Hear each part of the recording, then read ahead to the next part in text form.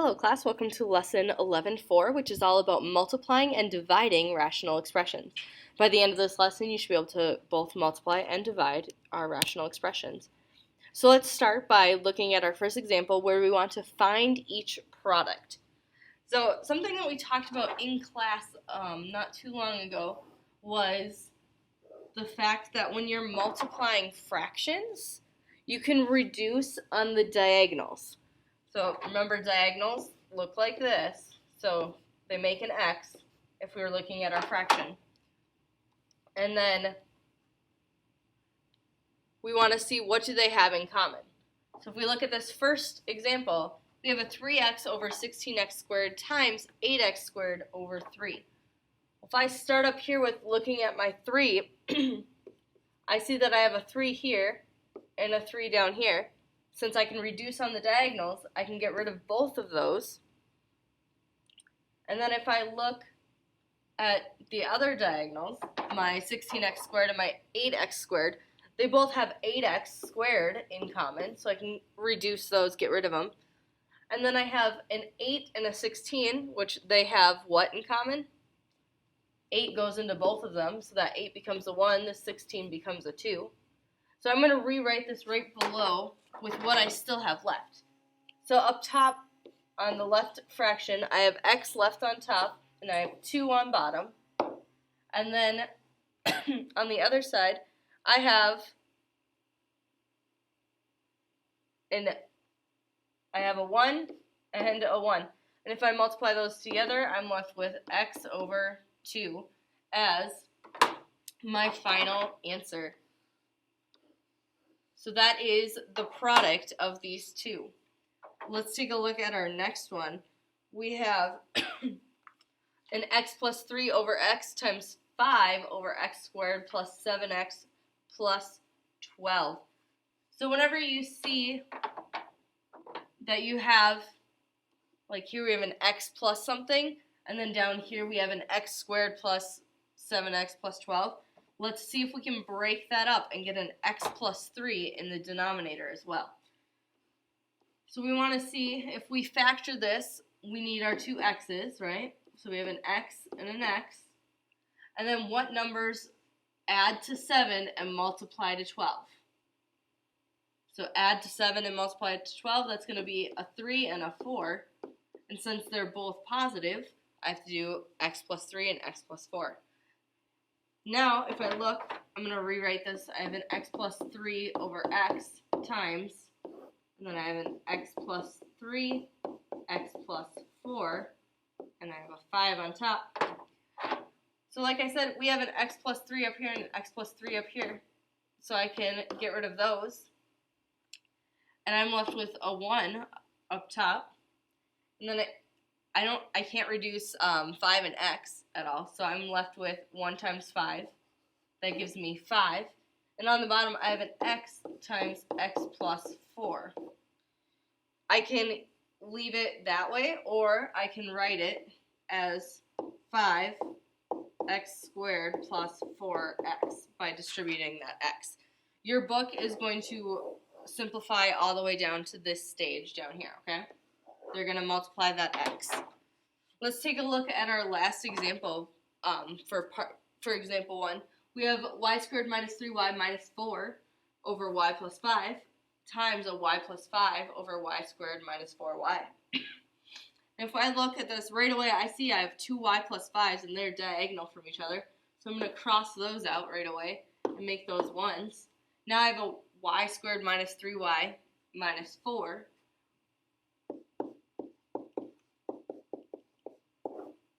And that's multiplied by 1, and then on the bottom I have 1 times y squared minus 4y. Let's see if we can break these up at all in a way that allows us to simplify. So if I look at the denominator, so the bottom, I see that they both have a y in common. I have a y squared minus 4y. So I can pull a y out, and I'm left with y minus 4. And then if I look up top, I have a y times a y. Then what numbers multiply to a negative 4 and add to a negative 3? If I do y minus 4, y plus 1, they multiply to a negative 4, and they add to a negative 3.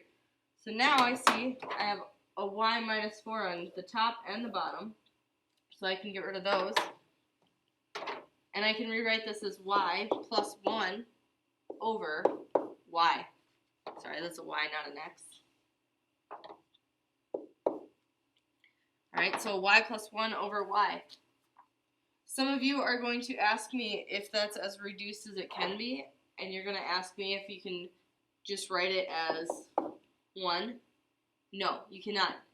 Since you are adding these two things together, you cannot just look at these two and say they cancel each other out, okay? Because that's ignoring your plus 1. So this answer is not equal to 1. You can leave it as is, the y plus 1 over y. Alright, now let's take a look and see if you can figure out how to solve this one on your own. Take a minute and see if you can figure it out. Okay, hopefully you ended up with y over y plus 7. If not, be sure to ask either myself or a friend for some help, or go back and rewind the video and watch that example again, see if you can figure out what happened. Example 2. The velocity that a spacecraft must have in order to escape Earth's gravitational pull is called the escape velocity. The escape velocity for a spacecraft leaving Earth is about 40,320 kilometers per hour. What is the speed in miles per second? We've looked at these a couple of times throughout the year, and you guys seem to enjoy them, so hopefully that is still the case. So we're starting with 40,320 kilometers per, remember the division bar stands for per, 1 hour. Okay, so I'm going to write it like that. We want to go from kilometers to meters and from hour to seconds. So from kilometers to meters and from hours to seconds. So one of the first things that you can do, some people tend to think that converting hours to seconds is easier, so they like to do that first. So they say, they start by saying 1 hour. Because remember, we can reduce on the diagonals, so our hours will cancel, but that's equal to 60 minutes. And then some people will say 1 minute is equal to 60 seconds. You can do that, or some of you will ask me if you can combine those right away and just say 1 hour equals 3,600 seconds. That's fine, okay? I'm just going to write it out to show all of the steps. Alright, so now I've converted from hours to seconds. Now I have to convert from kilometers to meters. So how many kilometers, or what's the conversion rate between kilometers and meters? Kilo, remember, stands for 1,000. So 1 kilometer represents 1,000 meters. Okay? So kilo stands for 1,000.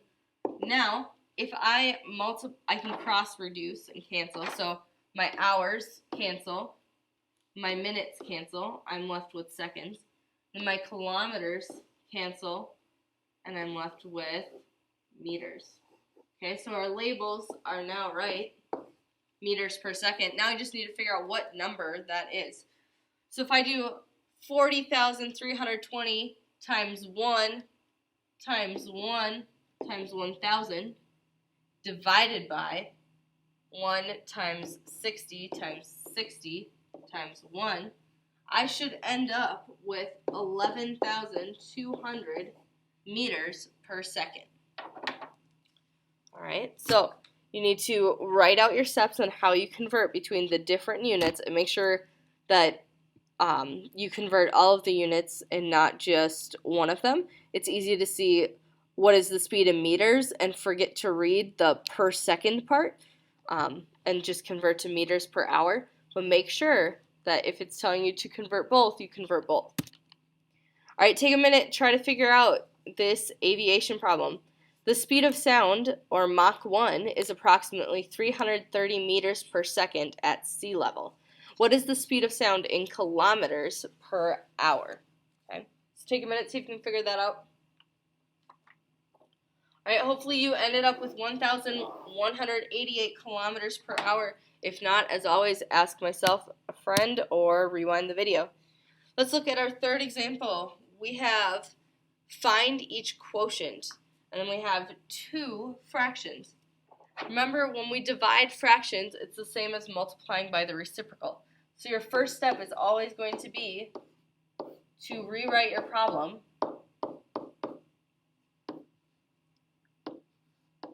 The reciprocal means to flip your second fraction. You always flip the second one, okay? That is our reciprocal. Now, it's the same process that we did back in example 1, where we reduced on our diagonals and then wrote that way. So, looking at our blue diagonals, they both have a 5 in common. So, if I take a 5 out of the top left, I'm left with 3. If I take a 5 out of the bottom right, I just have a 1 left, because 5 goes into itself one time. And then with the y's, they both have a y in common. And if I take a y out of the top left, I'm left with a y. And if I take a y out of the bottom right, I'm left with a 1. So I'm just going to put a 1 there, because 1 times 1, this becomes a 1, this becomes a 1. 1 times 1 is 1. Now let's look at our red diagonals. What do they have in common? I look at my numbers first, and I see a 4 and an 8, and that means they both have a 4 in common. So my 8 becomes a 2, my 4 becomes a 1. If I look at the x's, I have an 1x in the bottom left and 3 in the top right. So I'm going to get rid of the 1 in the bottom left, and I'm going to take away 1 in the top right. So I'm left with an x squared up top. Now if I multiply these together, I have a 3 times a 2, that's 6. And then I have an x squared, because we're going to go alphabetical, y. And then 1 times 1 is just 1. So you could write it as over 1, or you could just leave it as 6x squared y is your answer, okay? Let's try the next one. We have 12a squared over 5b multiplied by the reciprocal, since we're finding the quotient. So we have 6b squared over 25a. If I reduce on my red diagonals, I have an a in common, so I am now left with a 12a and then a 25. And then if I reduce on my blue diagonal, I have a b in common, so I can take a b out of both of them. And then once I multiply them together, 12 times 6 is going to give me 72. And then I have an a times b, write that alphabetically. And then 5 times 25 is 125. So we have 72 ab over 125. And since we're reducing everything first, when you finally multiply across, you should end up with the simplest form for the fraction. You shouldn't have to reduce anymore. But that's only if you followed, if you reduced everything you could at first. Now, you take a minute and try it on your own, see what you get when you do this quotient. Hopefully you ended up with 9x over 21. If not, be sure to ask for some help. Let's take a look at these quotients. We have 4d minus 8 over 2d minus 6 divided by 2d minus 4 over d minus 4. So instead of dividing our fractions, again, we're going to multiply by the reciprocal. So we have a d minus 4 and a 2d minus 4. And if we look at these, I look and I don't see anything in common in the diagonals. But if I look at each thing individually, if I look at this 4d minus 8, I see that they have a 4 in common, so I can pull a 4 out. I'm left with d minus 2. And then in the bottom, I see they have a 2 in common, so I pull a 2 out, and I'm left with d minus 3. D minus 4 is already as simplified as it can be. But if I look at the bottom, again, I see a 2 in common, and I can do d minus 2. If I keep going, d minus 2 in common there. And then if I look, I can either reduce here first, which I think I'll do because it's just normal reduction. 2 goes into itself once, 2 goes into 4 twice. And then if I look on my diagonals, 2 and 2 cancel. Alright, so I've just crossed out a lot of things, so I'm going to write what we still have left. This has become a 1. On the bottom, we have a 1 times d minus 3. And then on the top, we have a d minus 4 over, and everything's been crossed out there, so that's a 1.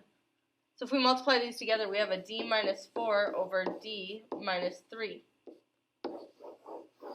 And that is our final answer. Let's go up and try this next one. We have a b plus 4 over 3b plus 2. And we're dividing again. That means we're going to multiply by the reciprocal. So we have a b plus 1 over 3b plus 12.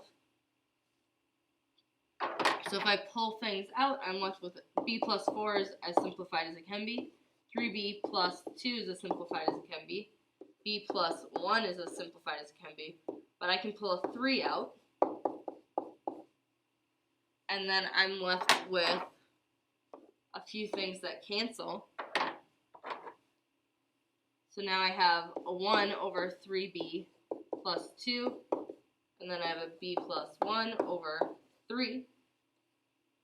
If I keep going to finish this out, I now have a b plus 1 over, I can either write it as 3 times 3b plus 2, or you can write it as b plus 1 over, then you could say 9b plus 6. But this now is no longer simplest form because the 9 and 6 have something in common. So the best answer here is when you have the 3 on the outside of the parentheses.